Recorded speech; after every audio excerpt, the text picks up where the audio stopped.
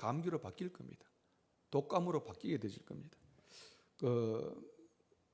여러 학자들 이야기를 들어보니까 이 코로나가 지금 조금 변종되어져서 지금 우리나라에 들어오는 이 코로나가 전파력이 6배로 더 많아졌답니다. 전파력이 6배로 더 강해졌답니다. 굉장한 그 전파력을 가지고 있는데, 반면에 그 독한 정도가, 치사율이 많이 약해졌답니다. 그래서 이제 코로나에 걸려도 지금 죽었다는 뉴스 거의 없잖아요. 그래서 초창기에는 많은 분들이 생명을 달리했는데 지금 치사율은 굉장히 약해졌고 전파력은 많이 강해졌고, 그래서 혹 우리가 이러한 이 코로나에 노출되지 않도록 최선을 다하시고, 그래 너무 겁내지 마세요. 이럴 때면 감기 걸리는 것과 증상도 비슷하고 매일반입니다. 은혜 가운데 잘 치료되고 회복되게 될 줄로 믿습니다. 아멘. 우리 교회는 코로나 균이 아예 발을 붙이지 못하도록 왔다가는 막 7km 도망가는 은혜가 있을 줄로 믿습니다. 예수 이름으로 할렐루야. 산에 가야 버물 잡고 바다 가야 고기 잡고 교회에 나와야 주님 만나는 은혜가 임할 줄로 믿습니다. 이곳에 주님의 음성을 듣고 하나님의 새로움의 은혜가 임하기를 축복합니다. 오늘 이게 성경 말씀 보시면 1절에 그 후에 주께서 따로 70인을 세우사, 여태까지 주님은 12제자와 함께 동행했습니다. 12제자를 때를 따라 3명씩 짝을 져 보냈습니다. 근데 여기 10장 1절 말씀 보시면 이번에는 70명의 전도들을 보냅니다. 70명의 전도인을 파송합니다. 영적인 추수를 위해서. 그리고 둘씩 짝을 지어서 70명을 대대적으로 주님의 제자를 파송하게 되어집니다. 왜냐하면 2절 말씀에 추수할 것은 많되 일꾼이 적으니 그러므로 추수하는 주인에게 청하여 추수할 일꾼을 보내어 주소서 하라, 그렇게 말씀하시고 3절 말씀에 갈지어다 그렇게 명령합니다. 지금 여기 주님께서는 전도를 다른 말로 곡식 짓는 것으로 추수란 말로 표현을 하고 있습니다. 하나님께서 심으셨는 것, 이제 너희는 가서 전도인은 가서 이 열매를 거둬들여라, 추수해라, 그렇게 말씀하고 있습니다. 그래서 오늘 우리는 추수꾼인데, 농부인데 순종해서 나가서 추수하면은 많은 열매들이 구원받는 구원의 열매가 맺히게 될 줄로 믿습니다. 이 구원의 문, 천국의 문은 하나님이 열어놓을 때는 누구든지 들어올 수가 있습니다. 우리 교회 안에는 누구든지 들어올 수가 있습니다. 어떤 죄인도, 흉악범, 살인자도, 간음자도 교회에 들어와서 예수 믿고 구원받을 수가 있습니다. 이 구원의 문은 열렸을 때는 누구든지 들어올 수가 있고, 그러나 이 문이 한번 닫히면은 누구도 이 문을 열 수 있는 용사가 없습니다. 하나님께서 한번 이 구원의 문을 닫아버리면 아무도 열 수 있는 은혜가 없는데, 하나님께서 문을 열어두었을 때, 하나님께서 우리에게 생명 주시고 기회를 주셨을 때, 이 하나님의 구원의 방주에 들어와서 하나님께 영혼 돌리는 은혜가 있기를 축복합니다. 농사 지을 때 때가 있잖아요. 씨를 뿌릴 때가 있고 거둘 때가 있고, 추수에도 때가 있습니다. 추수 때를 놓쳐버리면 그의 농사 헛농사입니다. 깨를 너무 오래 두면 깨가 그냥 밭에 다 떨어져 버리잖아요. 그 적당한 때에 이 추수를 해야 되는 겁니다. 바빠서 전도하는 것도, 또 영혼을 구원하는 것도 때가 있습니다. 구원의 문은 항상 열려지는 것이 아니니까 하나님께서 우리에게 이 사명을 맡겨줬을 때 힘을 다해서 기회를 놓치지 말고, 다음으로 미루지 말고 이 사명 감당하는 은혜가 있기를 축복합니다. 보라, 지금의 은혜 받을 만한 때요, 지금이 구원의 날이로다. 하나님께서 나에게 기회를 주었습니다. 하나님께서 나에게 은혜를 주었습니다. 하나님께서 나에게 문을 열어놓았을 때 주의 방주에 와서 구원의 은혜를 마음껏 누리는 은혜가 있기를 축복합니다. 오늘 우리에게 하나님께서 전도할 그 전도 대상자가 있을 때, 아직도 내가 살아 호흡할 수 있을 때, 아직도 나에게 사명이 있을 때, 하나님께서 나를 필요로 할 때, 아멘, 내가 여기 준비되어 있습니다 하면서 주님의 부르심에 응답하는 나와 여러분들 되기를 주의 이름으로 축복합니다. 하나님은 우리를 통해서 복음이 증거되기를 원하고, 하나님은 바로 여러분들을 통해서 수많은 영혼들이 구원받기를 원하시는 줄로 믿습니다. 자, 오늘 이 아침에는 몇 가지 주제로 말씀을 묵상하기를 원합니다. 첫 번째 보겠습니다. 첫 번째, 시작. 전도는 선택사항이 아닙니다. 전도는 그냥 겉면 정도가 아닙니다. 전도는 우리를 향한 주님의 최고의 명령입니다. 예수님께서 여기 70인 전도들을 향해서 명령합니다. 뭐라고 명령하는가? 10장 3절 전반부에 뭐라 그랬습니까? 맨 처음에 갈지어다, 너희는 가라, 너희는 갈지어다 하는 이 말은 아주 강한 명령입니다. 구원받을 영혼이 있다면 우리는 반드시 머뭇거리지 말고 가야 됩니다. 복음 들고 가야 됩니다. 전도는 권면이 아니고 하나님의 명령이기 때문에 전도는 선택사항이 아니라는 겁니다. 그래서 이 전도를 성경 말씀 보면 이 전도를 하나님의 지상 명령이다. 마태복음 28장 18절에 보면 너희는 가서 모든 족속으로 제자를 삼아 세례를 베풀고 가르쳐 지키게 하라 하는 이 말씀 가운데 너희는 먼저 가라는 겁니다. 가라. 이것은 주님의 지상명령. 여기 지상명령을 할 때 지가 땅을 의미하는 땅지자가 아닙니다. 여기 지는 뭐가 하면은 다 할지 힘을 다해서. 그래서 여기 지상명령이라 하는 이 말은 더할 수 없는 최고의 명령, 최고 높은 명령, 가장 귀한 명령, 이것을 지상명령. 예수 그리스도께서 마지막 우리에게 부탁한 지상명령이 바로 복음을 증거하는 겁니다. The Great Commission, 최고의 사명. 최고의 사명이 바로 이 복음 증거하는 겁니다. 누가 우리에게 명령을 했습니까? 부활하신 주님께서. 부활하신 주님께서. 사망 권세를 깨고 부활하신 주님께서 우리에게 명령하였는데 너희는 먼저 가라는 겁니다. 복음 들고 가라는 겁니다. 어떤 분은 이야기하기를, 어떤 목사님은 이야기하기를 이 전도는 바로 어명이다. 어명은 뭐예요? 옛날 대통령이 아니 옛날 왕이 내리는 그 명령을 어명이라 그러잖아요. 왕의 명령은 사람을 죽일 수도 있고 살릴 수도 있고, 그래서 왕의 어명은 반드시 지켜야 됩니다. 그래서 왕이 어명으로 뭘 내립니까? 때를 따라 상도 내리기도 하고, 또 어떤 경우는 왕이 사역을 내리기도 하고. 그런데 참 놀라운 것은 옛날 그 신하들 보면은 사역을 내리면 그 왕이 있는 그 궁정을 해서 절을 하고 그 다음에 사역을 받죠. 어명을 받들겠습니다. 어명은 왕의 명령. 이 너희는 가라는 이 명령은 온 우주 만물을 창조하신 하나님의 명령입니다. 그래서 반드시 우리는 이 명령에 순종해야 될 줄로 믿습니다. 네, 또 어떤 목회자는 또 반대로 이야기합니다. 너무 성도들에게 부담 줘서 되겠습니까? 한 주 동안 세상에 너무 힘들고 바쁘고 스트레스 받는데 또 교회에 와서 전도하라 그러면 얼마나 교인들이 스트레스 받겠냐고. 어떻습니까? 마음이 평안하십니까? 기분이 좋습니까? 위로가 됩니까? 이것은 성경적이지 않습니다. 이건 사람의 귀를 즐겁게 하는 사탄의 소리일 수가 있습니다. 분명히 주님께서 말씀하시기를 마지막 부탁, 마지막 명령에 너희는 가라는 겁니다. 너희는 가서 세상으로 가서 문 잡고 골치 비우는 그 장소로 너희가 가서 복음을 전가하라. 고린도전서 9장 16절 사도 바울은 말합니다. 내가 주님의 명령을 순종치 아니하면, 복음을 전하지 않으면 내게 화가 미칠까 두렵다.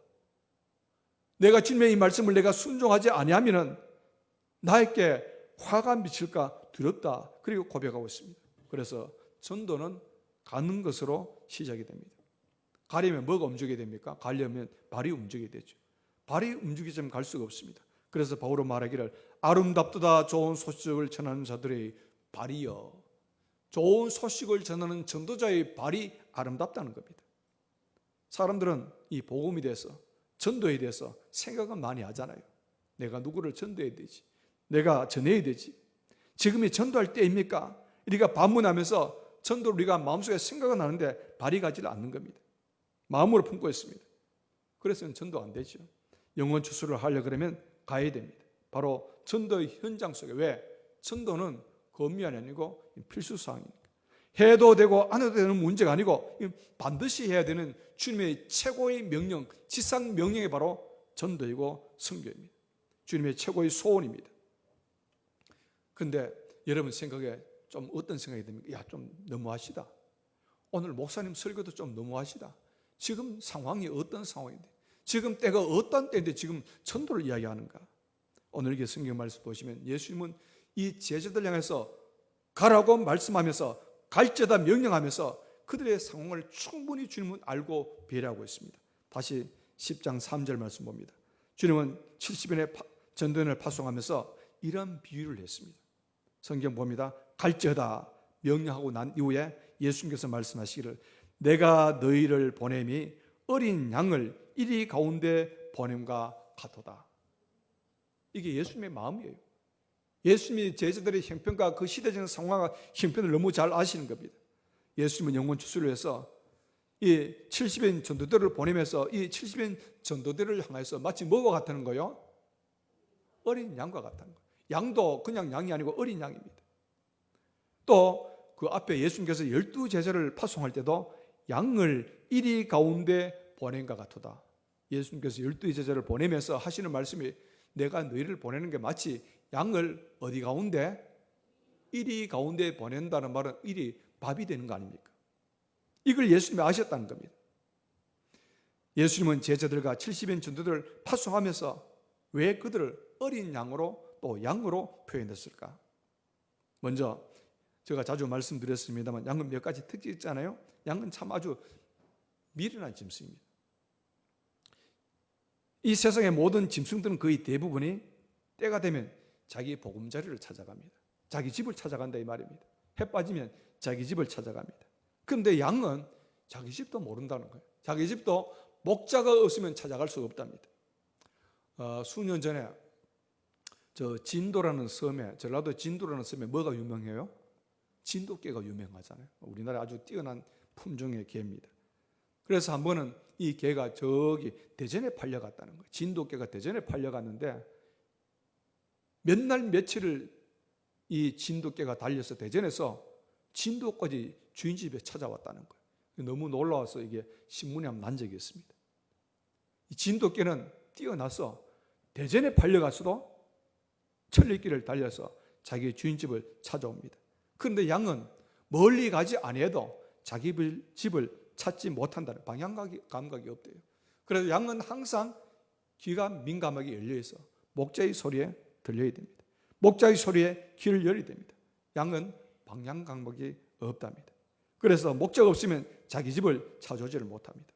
또 양은 아주 연약한 그런 짐승입니다. 다른 모든 짐승은 나름대로 자기를 방어할 만한 무기가 있습니다. 카멜레온이라는 것은 짐승은 자기 몸을 변색시키죠. 그래서 환경에 맞춰서 자기 몸을 변색시켜서 자기를 보호합니다. 여러분 이야기해 보세요. 스컹크는 어떻게 자기를 보호합니까? 예? 스컹크는 변신하는 게 아니고 스컹크는 방귀를 뀌면 그것이 너무 독해서 다른 짐승에 접근을 못한답니다. 오징어는 어떻게 자기를 보호합니까? 먹물을 뿜어서 자기를 보이지 않게 만듭니다. 고슴도치도 아주 작은 고슴도치도 저기에 공격하면 자기를 몸을 움켜려서 온몸을 가시로 자기를 보호합니다. 그런데 양은 자기를 보호할 길이 없습니다. 뿔도 없고 날카로운 이빨도 없고 공격할 만한 발톱도 없고 그리고 도망갈 만한 날쌘 다리도 없고 그래서 양은 그냥 공격받으면 당하는 겁니다. 양이 사는 길은 어떤 길인가? 양은 항상 목자와 함께 있어야 됩니다. 그리고 양은 항상 그 공동체 그 무리에서 떨어지면 안 됩니다. 양이 사는 길은 항상 그 무리와 함께 있으면서 목자의 음성에 민감하여서 목자가 가자 하면 가고 서라 하면 서고 목자의 신호를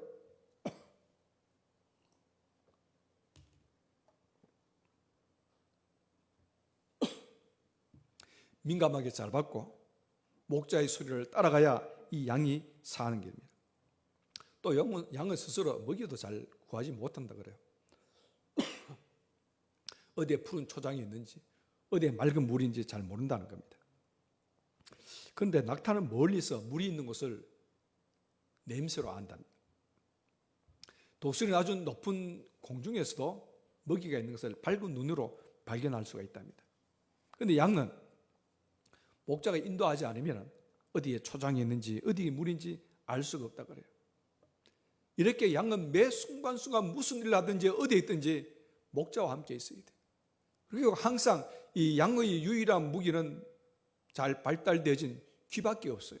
그래서 양은 눈도 침침하고 자기의 잘 들리는 귀를 쫑긋 세워서 항상 민감하게 목자의 소리에 신경을 써야 되는 겁니다.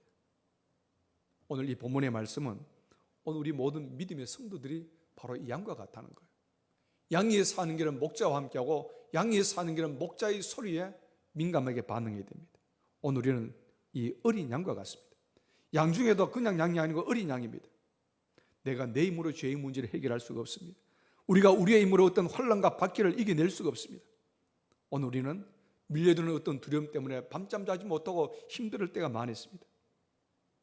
이런 어린 양을 주님께서는 너희를 마치 보내는 것이 이리 가운데 보내는 것 같구나. 10장 3절 어린 양을 이리 가운데 보낸가 같도다.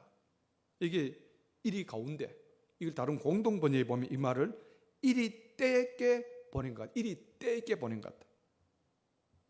예수님께서 12제자를 파송하면서도 동일한 말을 하는데 우리말 성경을 보면 너희를 늑대 속으로 보내는 것 같다. 이렇게 표현하고 있습니다. 이리 때, 늑대 속으로. 주님은 우리를 이 세상에 보내면서 이리 때가 득슬거리는 이 세상으로 늑대의 속으로 보내는 같은 그 마음으로 주님은 우리를 이 세상에 보내는 겁니다. 근데 우리 주님은 우리 목자장이잖아요. 이 세상의 목동은 감당할 수 없는 짐승이 있다 할지라도 우리 주님은 감당할 수 없는 문제가 없는 줄 믿습니다. 우리의 목자장 대신 주님께서 우리와 함께 하시고 우리는 주님의 음성에 민감하여서 주님이 원하시는 방향으로 내가 살아들으면 우리는 양과 같이 스스로 할 수 있는 것 아무것도 없어도 주님께서 우리를 승리케 하시고 은혜의 길로 이끌어 인도하실 줄 믿습니다. 왜 예수님께서는 이 세상을 이리 때와 늑대의 소굴로 비유했을까? 이 세상에는 온갖 일들이 일어납니다. 온갖 잔인하고 교활하고 엄청난 일들이 일어납니다. 하나님의 창조한 이 세상 속을 살아가는 우리 인생들이 하나님을 대적하죠. 하나님의 이름을 모독하죠. 창조의식을 거역하죠. 그리고 이 세상 속에 온갖 죄악과 폭력과 거짓말, 윗선, 탐욕, 음란으로 가득 차 있습니다. 그래서 사도 베드로는 이야기합니다. 너희 대적 마귀가 우는 사자와 같이 두루 삼키며 삼킬 자를 찾나니. 지금 우리가 살고 있는 이 세상은 마치 사자가 먹이를 노려서 발을 가볍게 하여 살금살금 납작 엎드려서 접근하고 있는 이 사자의 모습으로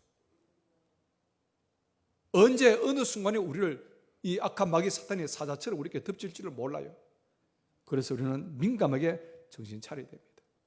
정신 차리십시다. 정신을 차려야 됩니다. 이 마귀 사탄의 세력이 마치 우는 사자와 같이 먹이를 노리는 사자와 같이 살금살금 나에게 접근해 오는 거예요. 그래서 우리는 정신 차려야 됩니다.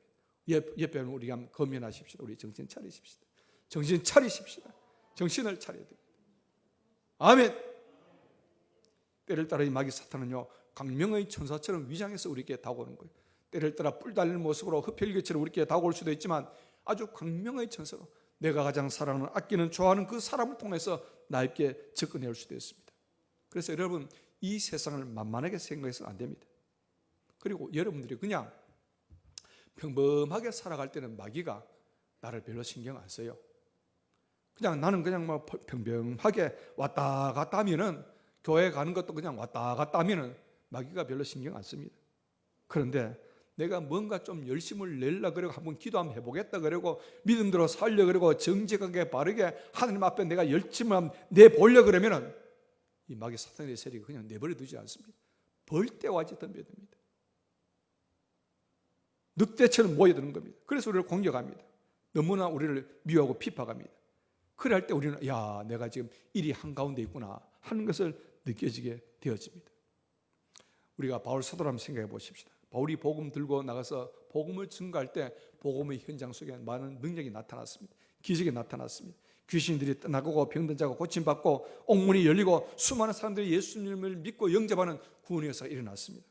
그런데 바울의 선교 현장에 이것만 있었습니까? 능력과 기적만 나타났습니까? 아니잖아요. 바울의 선교 현장에는 열심을 다해서 복음을 증거할 때 하나님의 은혜와 능력도 불같이 일어났지만은 이 바울을 핍박하려고 되어드는 사람들이 벌떼같이 일어났습니다. 사도행전 14장입니다. 바울이 루스드라에서 복음을 증거할 때 수많은 유대인들이 안디게에서 오고 이고니온에서 오고 바울을 핍박하고 바울을 괴롭히려고 바울을 어렵게 만들려고 국제적으로 다른 나라에서까지 유대인들이 모여와가지고 이 바울을 돌려 때리는데 바울이 돌에 맞아 죽은 줄로 알았습니다. 그래서 이 바울을 성 밖에 끌고 내가 갖다 버렸잖아요. 그런 일이 있었습니다.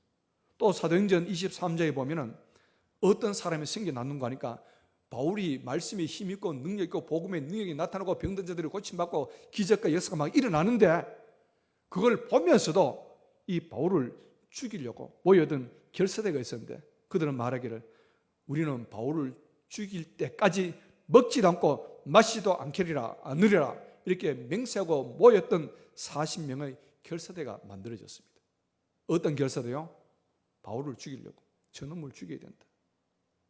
40여 명의 동맹을 아주 못된 동맹을 했는데 바울을 죽일 때까지 우리는 먹지도 마시지도 않으리라 하는 이런 40명의 결사대가 만들어지게 되십니다.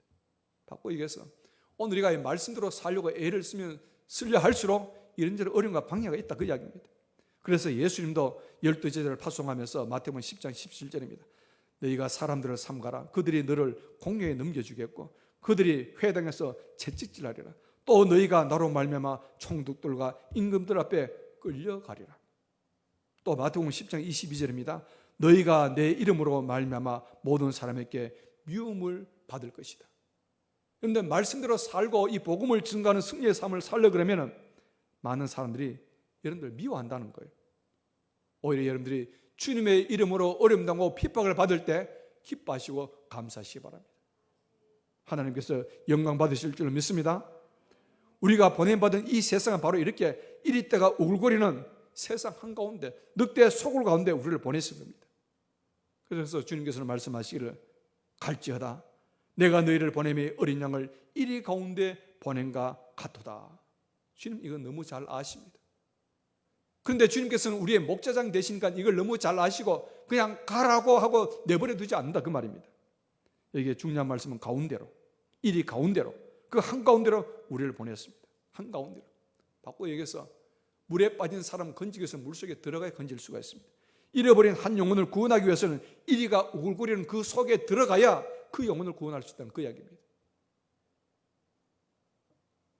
라이언 일병이라는 그 미국 영화가 있었죠. 자기 동료가 적진에 잡혀 있는데 그 라이언 일병 그 적진에 갇힌 그 일병을 구출하고 미국의 특공대가 들어가서 그 일병을 구치러 오잖아요. 어떤 면에서 여러분들이 이 전도를 한다는 것은 바로 일이 한가운데 있는 거기에 빠져 있는 그 한 영혼을 구원하기 위해서 내가 그 일이 한가운데 들어가야 된다는 겁니다. 호랑이를 잡으려고 그러면 호랑이 굴로 들어가야 되듯이 영혼을 추수하려고 그러면 세상 속으로 들어가야 됩니다. 어떤 사람은 이야기합니다. 아이고 막 더럽고 추하고 막 힘든 이 세상 내가 너희들하고 다퉈서 뭐 하겠노? 세상과 떠났어. 세상을 외면한 채 기도원이나 수도원에 들어가서 내가 내 혼자 열심히 농사짓고 기도 많이 하고 하나님과 기쁜 직통 전화만 하고 그러다가 내가 하나님 부르면 내가 가야지.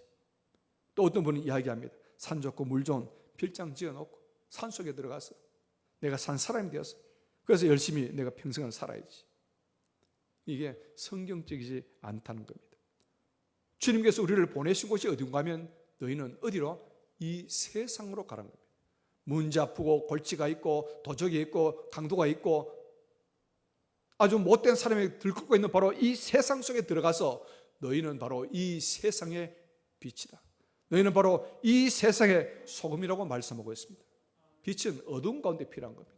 소금은 썩은 가운데 필요한 겁니다.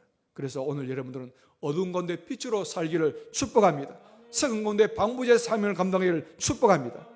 주님께서 우리를 그냥 저 산속 한가운데 한정 곳에 기도원에 우리를 보낸 것이 아니고 이리 때가 울고려는 이 세상 항복판으로 가라는 겁니다. 여기에 복음 들고 가서 이 죽을 영혼들에게 그리스도에 대한 복음을 증거하라는 바로 하나님의 대사의 사명을 우리가 받았습니다. 그리고 우리가 이 세상에 파송을 되어졌으면 우리는 어떻게 살아야 될까? 3번을 보겠습니다. 시작. 지금 우리가 어디에 가 있습니까? 일이 한가운데 가 있습니다. 어디에 가 있습니까? 늑대 소굴소에 가라 말씀했습니다.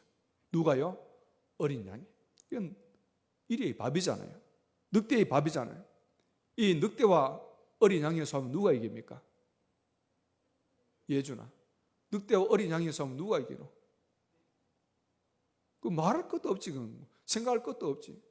이 늑대와 어린 양이 싸운다 하는 이 말은 이 해병대 특공대하고 유치원 아이하고 싸우면 누가 이기노? 하는 그런 질문과 마찬가지입니다. 이건 백전백패입니다. 계란으로 바위 때리기입니다. 그런데도 주님께서는 말씀하시기를 너희는 이 이리 가운데 늑대 소굴로 들어가라. 왜? 싸우기 위해서.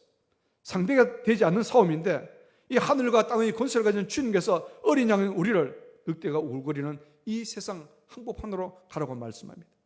우리가 어떻게 싸워 이길 수가 있는가? 내가 늑대와 싸우기 위해서 내가 비록 양으로 태어났지만 내가 특수훈련을 받아야지.